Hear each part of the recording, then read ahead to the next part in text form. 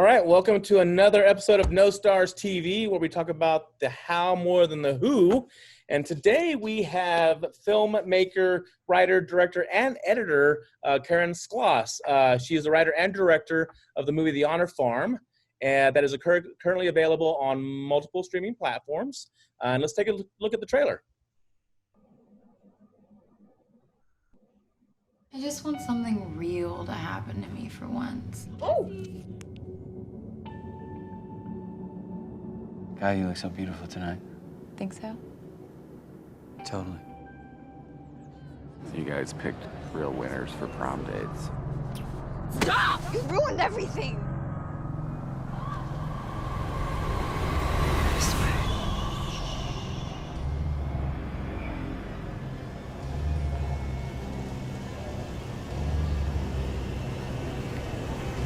Really nice.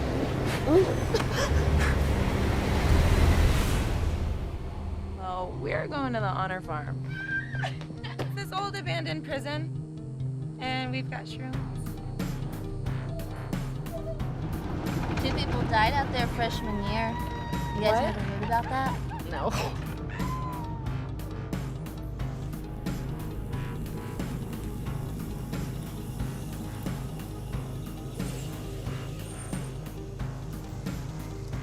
It's like everything but now is a dream. Because you can never know what will happen. That's why they shut down the place back in the day. Her feet go down to death. Her steps lead straight to the grave.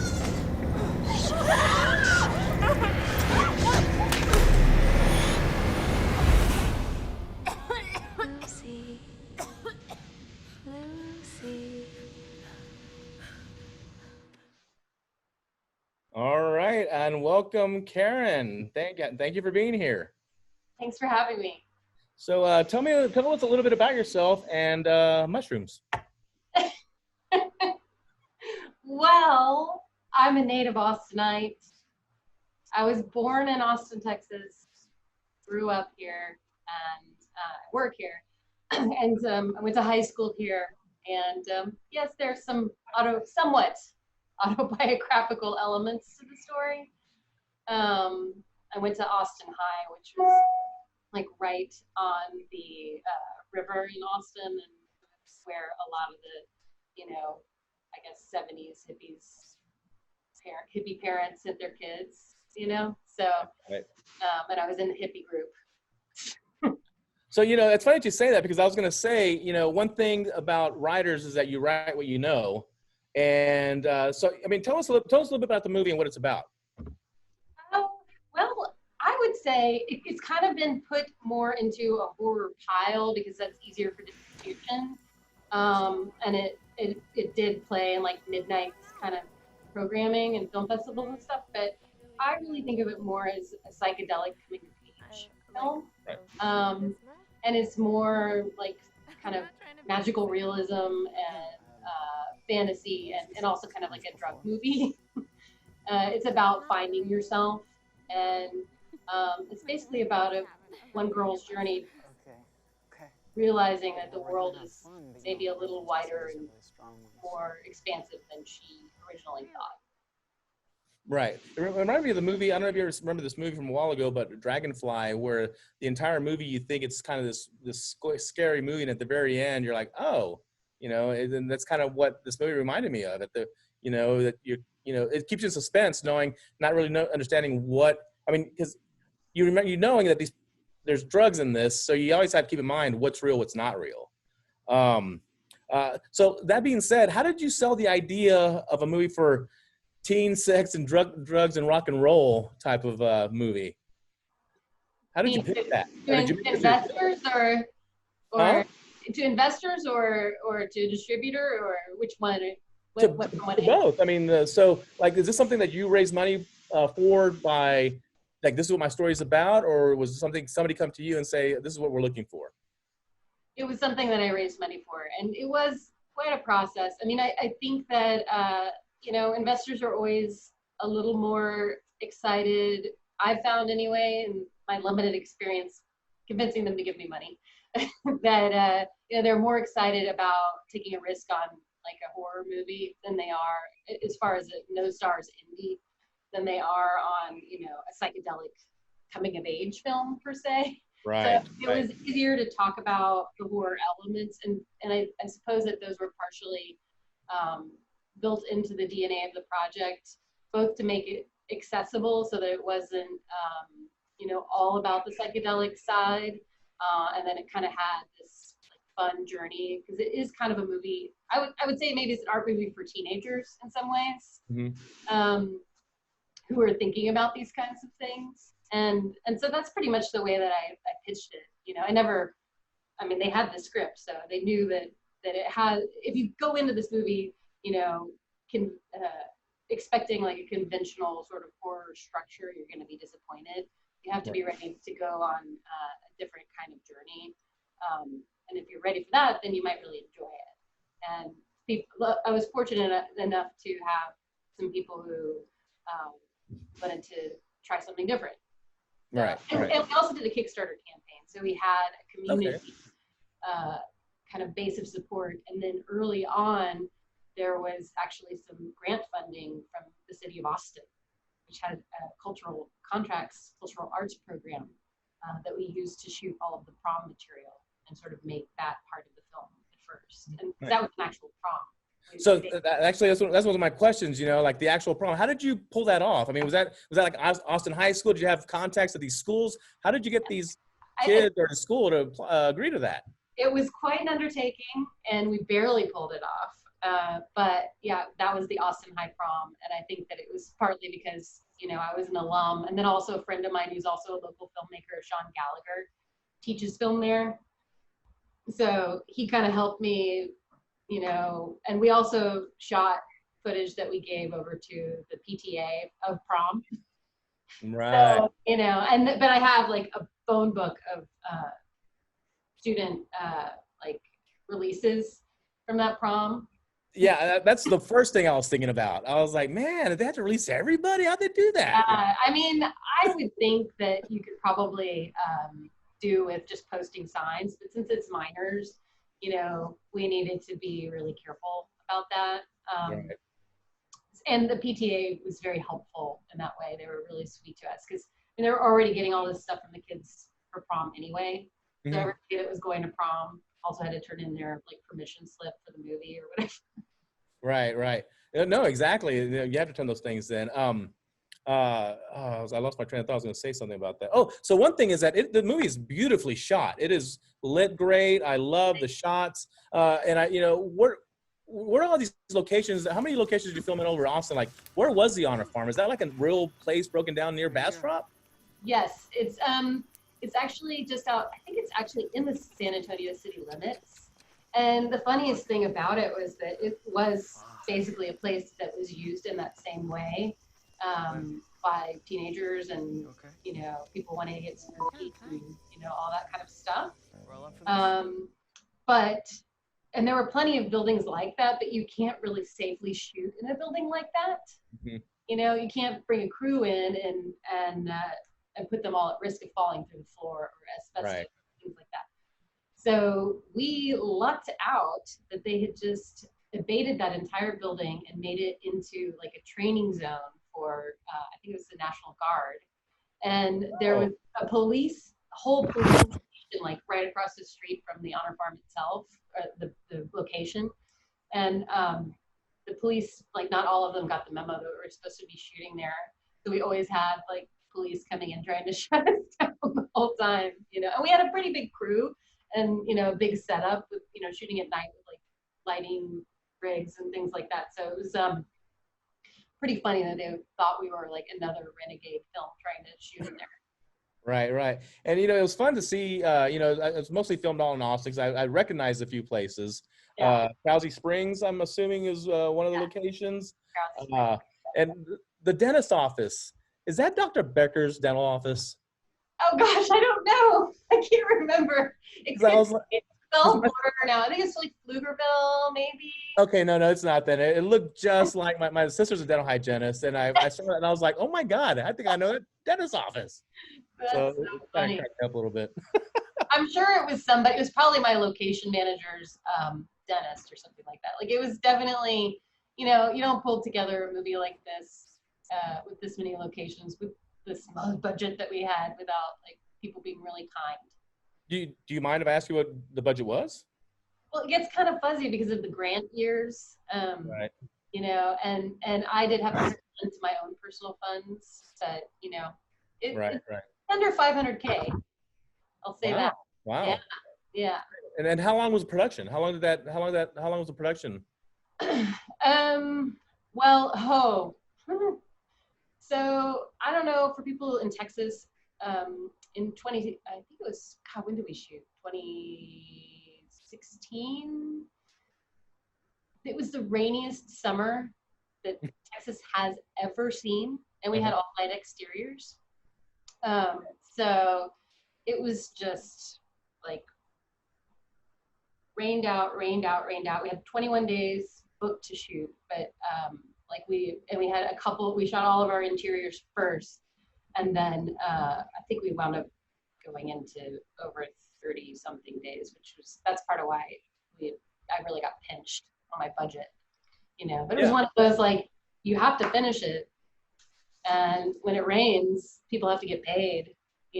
That's one thing I feel very strongly, like, no matter what happens, especially if people are working for really cheap on a movie, you need to make sure that they get paid. Yeah, some kind of contingency there or something. Yeah. So, that being said, what was the most difficult scene to film of this movie? Considering the rain and Krause Springs and underwater and things like that. I would probably say Krause Springs, and that was an unexpected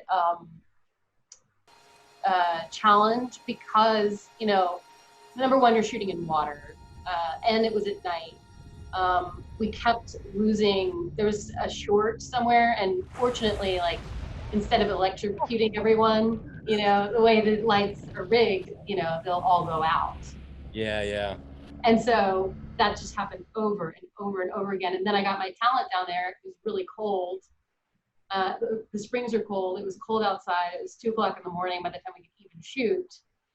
And because of the flooding, the rocks were all really slippery. And so it was actually really unsafe for people even to get to set. And I had some actors who refused to go. So we had to rewrite the script on the spot for people who didn't feel comfortable walking across the slippery rocks.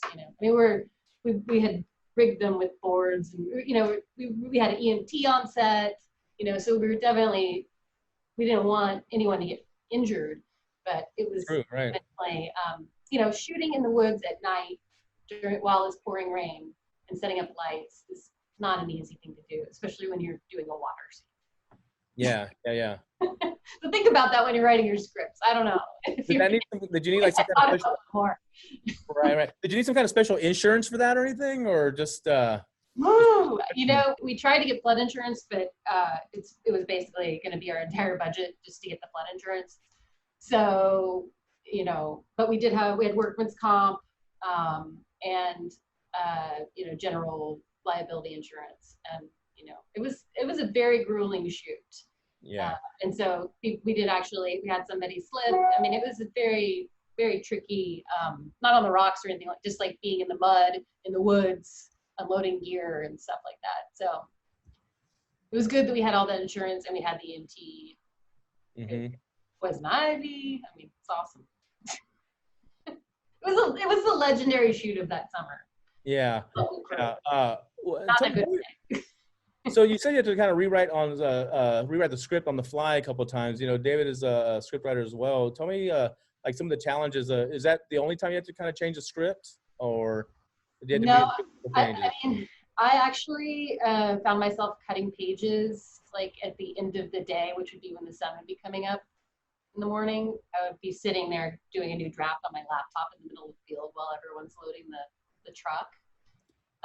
And surprisingly, even though I cut pages, it was interesting because I think that we found some ways to do things maybe more efficiently, because a lot of the movie was kind of meandering drug scenes. Mm-hmm. So it wasn't like like there were scenes that were very tender to me that I really wanted to shoot, but those were the first that had to go because yeah. we had to really focus on, does this move the story forward? And so maybe at the end of the day, it was cheaper than cutting it in the editing room. Right, like, right. there's a blessing in disguise here. But your script didn't have a whole lot of dialogue, and it had to rely on the action of the film, right? What the characters were doing, what they were going through, the dream sequences, and so your script had to rely heavily on the movement of the movie. Not so much the words, because the narrator is somewhat unreliable because she's under the influence. So in watching the film, I was like, okay, this is a bit of a trip. And so we have to follow the action and see where it leads. And so that, as a screenplay, that's really just, and shooting it, that's really challenging. Like you say, to cut pages out. It just seemed like a lot of work on yourself and the cast and the crew to keep it all together. Yeah, it was tricky. Part of it became I don't know if the pages were always necessarily completely cut. They just became condensed. Mm-hmm. So a lot of the same, there were certain connecting points that had to happen. So those would be there. But things, maybe some scenes turned more into beats. And then, there were also moments where we ran out of time and we had to rework some of the action so that it was simplified. So it was a learning experience. And this was my first script too. So I also, or at least like produced script. So I felt like I was learning on the fly a lot, which is, a little freaky. But you had editing control, correct, of the movie? Yes, I did. And I cut it with a couple friends. I don't think I gave myself a credit for that, but it doesn't matter. And y'all you had co-writers on this, right, as well? Yes. And who are they? Well, one of them is my daughter. Yeah. And so it was kind of fun because I conceived the film with an ex-partner that I had, and we sort of broke it out, and then I kind of was on my own with it for a while, and my daughter was so curious. She really wanted to read it, and she was 15, and I was like, oh gosh, the cat's out of the bag if she reads mom's script, and I was like, later, and then finally one day she just snuck it on my laptop. And so then, she had a lot of really good feedback, and the next thing I knew, we were doing like table reads with each other, trying to perfect the dialogue, and she was like my in-house co-conspirator, and we went through several drafts together. And by the time we got to the end of it, I was like, wow, she actually really deserves a writing credit on this, and isn't that cool? So yeah, that's awesome. Well, the dialogue between the actors, and because they're high school kids, right? I taught high school for a number of years. Yeah, was authentic, because the way they talked about each other around the campfire before they went to the honor farm, that to me was real dialogue. It wasn't over the top, something you'd see where the college kids are playing high school kids. It was high school dialogue, and so that clearly is your daughter there helping you out. Yeah, I think so. Thank you. Yeah, we worked really hard on that. She would call me out when she thought it was, because you can't quite fake that stuff. Right. I think it's always good to consult with the constituency that you're representing if you're not from that constituency. I'm always like trying to look for certain things, like, oh, is that a director choice? Was that an actor choice? Is that an accident? What happened here? So the one question I had about keeping Lucy in the dress, where her friend gets the thing splashed on her, but Lucy stays in the dress. Was that intentional? Was that oh, yeah, that was like kind of something I really wanted. Say it again. I'm sorry. That was something I really wanted. Yeah. I just wanted her running around the woods in her prom dress. I guess I felt like it was kind of a metaphor or something. Right. Exactly.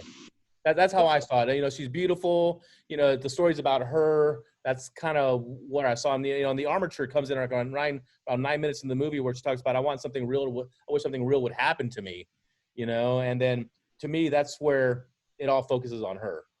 It was that point right there. What was your most favorite scene to film? Gosh, I had a lot of fun with all of it. What is my most favorite scene? Sorry, I don't want to take forever to think about this. Can't believe I don't have a fast answer for that. Because you loved it all. That's why. Well, yeah, it was a lot of fun. I think the scenes in the honor farm itself, like in the building, Yeah. were pretty fun because it was such a menacing place, even though it was completely cleaned out and stuff. And then we brought in our own rubble, you know, our own safe rubble. And but it was spooky, and everybody like would spook themselves out at the end of the night, like when we were shooting in there. If you're kind of the last one out after all the lights have been put away and everything, it's kind of creepy. Were they 12-hour days? Would y'all start like in the 6 o'clock in the evening till 6 in the morning? How would that? What was Yeah, it was somewhere around there, and we tried to adhere to, even though we weren't a union production, we tried to stick to, you know, lunches at the right times, you know, enough breaks. And then of course, as things got really dire, everything started getting really crazy. But Yeah. and people were unhappy, you know, it was hard. I bet. But I just always think it's a human endeavor, and it's just, I don't believe in the approach to directing where you're just completely brutalizing everyone. You know, some of my crew might disagree with me, but from this shoot, because it was really hard. But you know, I was definitely trying my best to keep it as, you know, painless as it could be under the circumstances. Right. Well, like I said, I thought it was shot. I love it was beautifully shot. I thought your cast was great. How did you end up getting? You know, I guess you're at a few festivals. How did you end up getting distribution for it?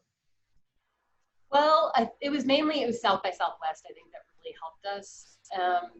And that was a year when there were just a lot, like actually Amazon was doing blanket deals to everybody at South by Southwest that year.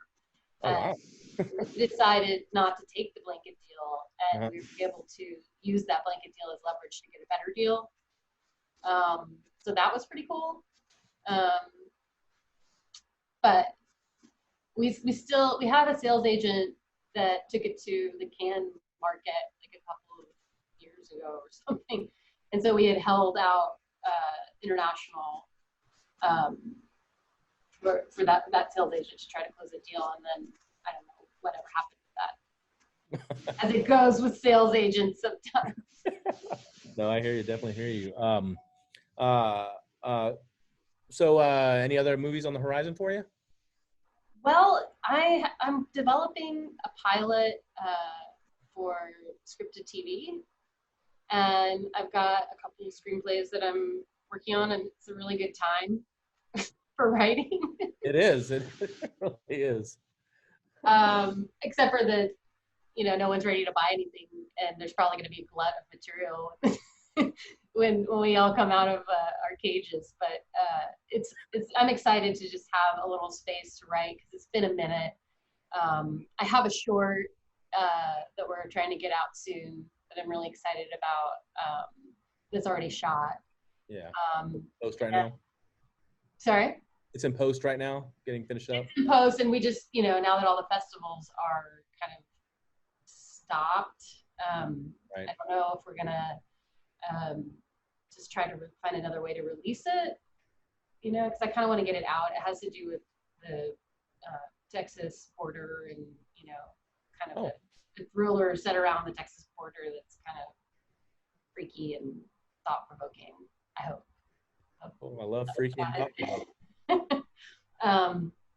And then I'm cutting a bunch of stuff right now too. That hopefully one doc that I hope comes out before the election about Mike Gravel, this 89-year-old who almost made it to the debates because a group of teenagers convinced him to run for president and ran his campaign on Twitter. It's a very uplifting, exciting story about how much one person can do, or just even like a couple of, you know, 18-year-olds can do to really change what people are thinking about and talking about. So I'm really excited to be a part of that right now. Awesome. Well, we'll look forward to seeing that when it comes out. David, do you have any questions that it may not have touched upon? No, I mean, I enjoyed it. I mean, it's difficult to make a feature, you know this. It's a lot of work. But once you get into Cannes, the next one's not so hard. And Chris brought it to our attention, one of our producers here, and really enjoyed it. And as Nelson said, it's well shot. It's an interesting script, good actors. I mean, it's a good start. I like it. Thank you. Thank you. All right. Well, there we go. Karen, thank you very much for your time. Again, thank you very much for your time for joining us today, and break a leg on your future endeavors. Thank you. Same to you guys. All righty. Cool. Thank you very much. I'll talk to you soon. All right. Bye, guys. Bye, Karen.